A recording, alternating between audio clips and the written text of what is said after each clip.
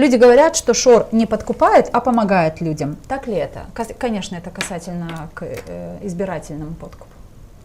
Ну, как помогает? Я понимаю, когда помогает, есть конкретная программа. Сегодня это подкуп, я считаю, сугубо мое личное мнение, это подкуп, потому что сегодня есть, завтра нету. Все, вот выборы закончились, там все, денег нету, ждите следующие.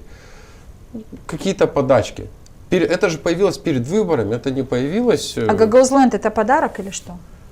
Гагаузленд? Это помощь Гагаузии, это подарок. Как ты воспринимаешь этот вот объект, скажем так? Я не знаю, как он был построен, кем он был построен, а на почему чьи ты не знаешь? деньги.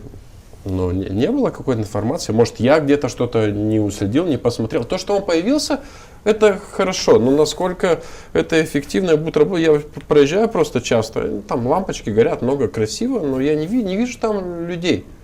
Вот и даже как сейчас... Но зима, не карусельное Нет, время. вроде там до закрытия, когда вот сейчас он закрылся, но я проезжал в будние дни, там никого нету, в выходные там тоже не так много. Когда было тепло и возили автобусами, чтобы показать, перед выборами, чтобы показать, у нас есть Гагаузленд, там были люди. Но дальше, кому хорошо сделали, это жителям Кангаза. Люди могут пойти и погулять просто в парке.